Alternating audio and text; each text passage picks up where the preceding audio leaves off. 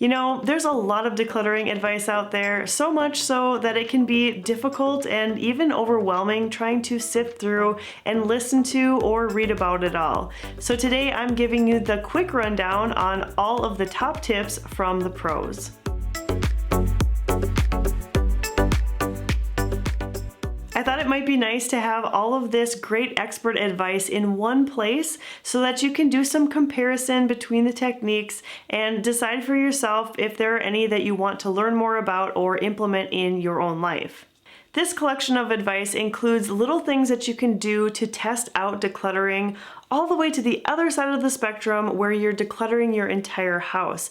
And the ideas come from a variety of experts, which means that basically you're pretty much guaranteed to find something that will resonate with you. So let's get started. First up are a few tips regarding containers or baskets. The first is the container method, also called the boundary method, by Dana K. White from the blog A Slob Comes Clean. What Dana suggests here is that instead of letting your stuff dictate the number of containers you have, which ultimately will have you buying more containers or larger ones whenever they get filled up, we really need to reverse engineer our thought process and instead first make the decision about how much space we are willing to allocate for a particular category.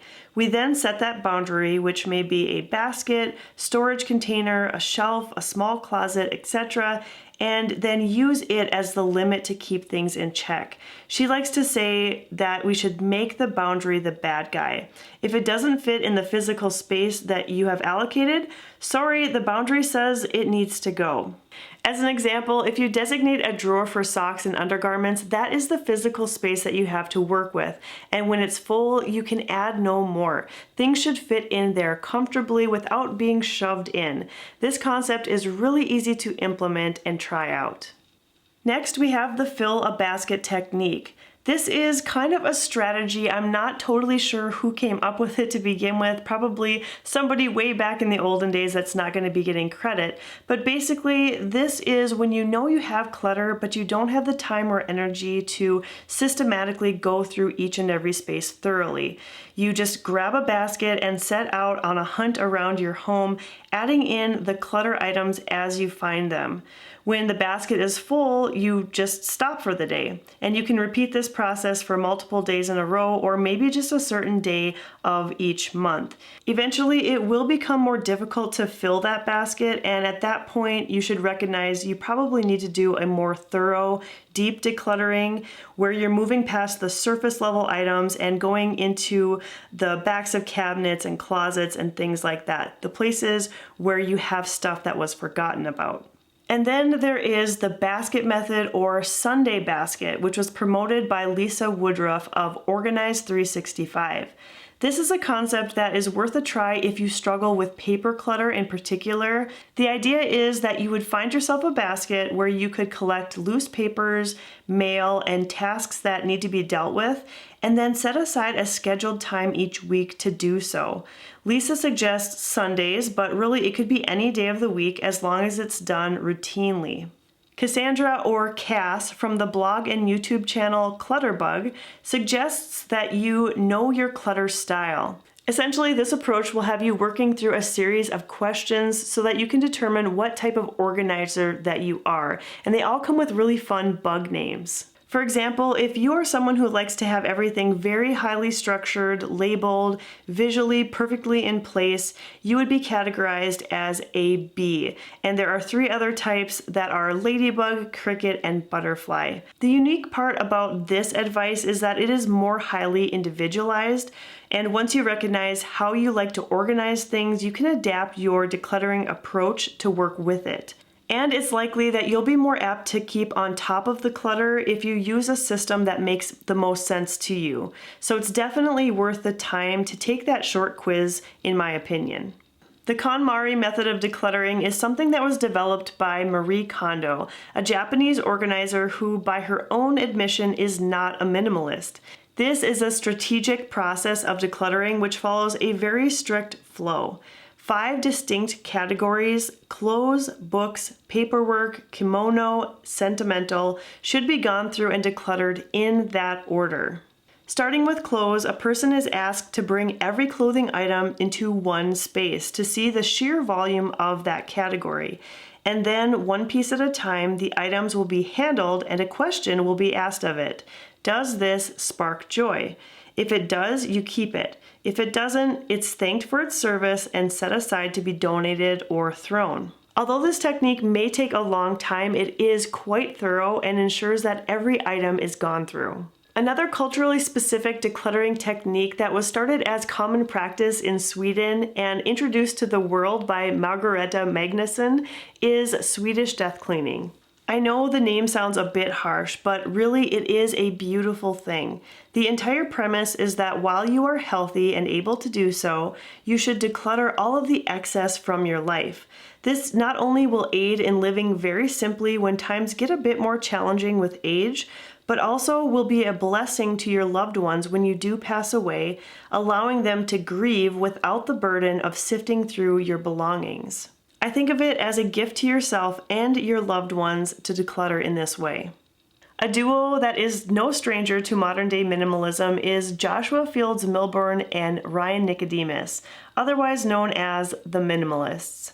They've contributed much to this topic, and so I have a few points related to them. The first of which is a fun decluttering game you can try called the Minimalism Game. In a nutshell, it's a quick way to declutter in a methodical way. You find one item to declutter for each day of the week for a month's time or longer if you're feeling inspired. So on the first day of the month, you would find one item to declutter, second of the month, you'd find two, and so on and so forth. This is a great way to make decluttering fun. The one in and one out advice is a little tip that you've probably heard of, and it's another simple way to declutter throughout everyday life. Anytime you bring something new into your home, just make it a point to get rid of something you already have. This is the baseline and will ensure that you don't accumulate extra clutter. However, if you want to bring your clutter levels down even further, you might consider eliminating 2, 5, or even 10 things for every one that you bring in. The 20/20 rule is something that they developed based on the Pareto principle and essentially is a way of thinking about our stuff in a very logical and analytical way. And it goes like this. If you could replace something for $20 or less and in 20 minutes or less, you should be able to declutter that item easily and not have mental warfare with yourself. For example, if you are debating and going on and on about deciding if you should declutter the extra can opener that you have, worried that you may miss it or you might need it in the future, you can ask yourself the questions, can I replace this for $20 or less and in 20 minutes time or less? The answer generally to this question is going to be yes for this item, and so that should give you a little bit of peace of mind and allow you to declutter more easily. And the final technique that I want to share with you from the Minimalists is the packing party. Now, I'll admit this one is a bit extreme, but depending on how you're feeling about your stuff, it might be worth the extra effort.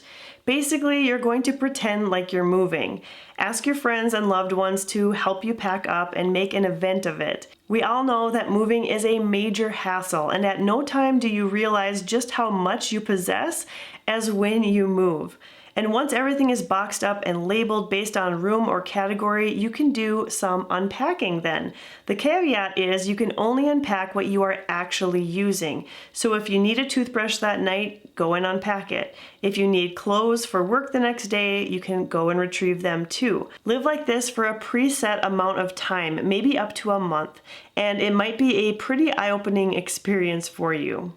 A step down from this is a similar decluttering approach called the Empty Space Method by Peter Walsh from the hit TV show Clean Sweep. It's exactly how it sounds. For this decluttering advice, Mr. Walsh suggests emptying a room of all of its contents and then putting back in only the things you want to. Anything that doesn't make the cut needs to find a new home. That might be another space in your house, it might be a donation center, or it might be the trash can. Either way, this method will get you that just moved in look that will be refreshing for the mind. Maybe you're not ready to go quite so extreme on moving your things. Instead, you might try the decluttering technique called hushing a room. This was first implemented by blogger Michaelin Smith, otherwise known as The Nester.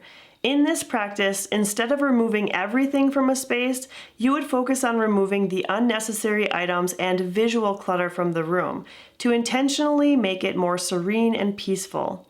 The focus here is generally on the visual aspects of clutter.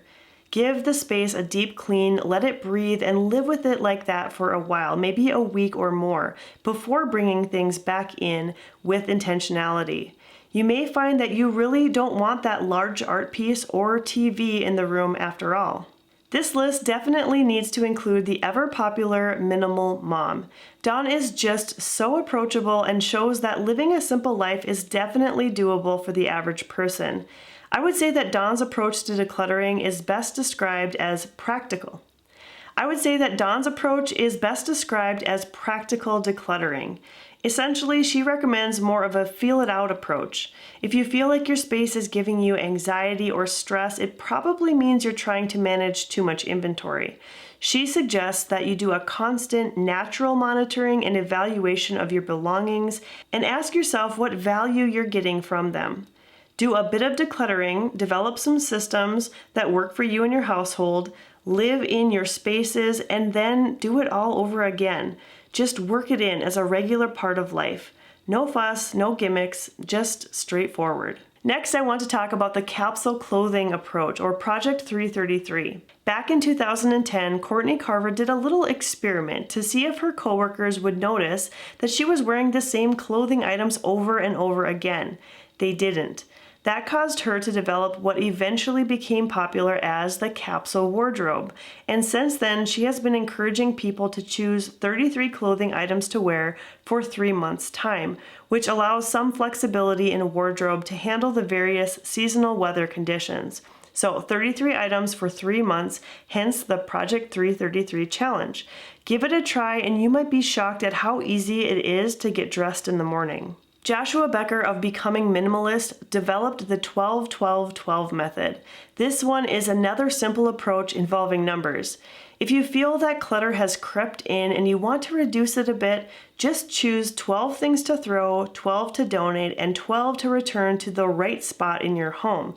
Do this as many times as needed. Before you try this, he does recommend that you write a checklist of the rooms and spaces and then write down any items that you know are a problem. And this is done just as a way for you to confirm that you do know the culprits, and it's really just a matter of putting into action the decluttering itself. And so it gives you a little bit of confidence.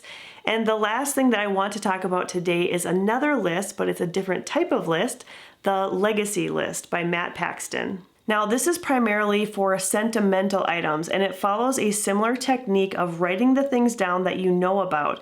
However, in this approach, you aren't identifying the problem items, you're identifying the things that are the most special. Before going through any boxes in the attic or storage spots to search for items you want to pass down to the next generation, take a pen and paper and write a list. The ones that come to your head without even seeing them or holding them, they are the things you actually cherish.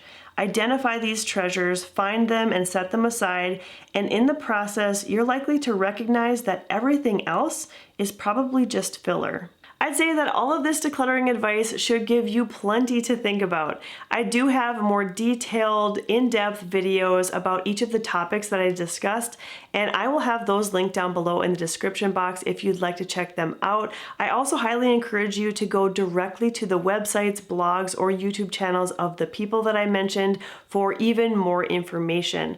Was there any bit of decluttering advice that I didn't touch on that you're interested in learning more about? Or have you tried some of these techniques and found that one in particular worked better for you than others? I'd love to hear about that down in the comment section. Let's chat down there. As always, thank you so much for watching today's video, and I hope that you'll stop back again really soon.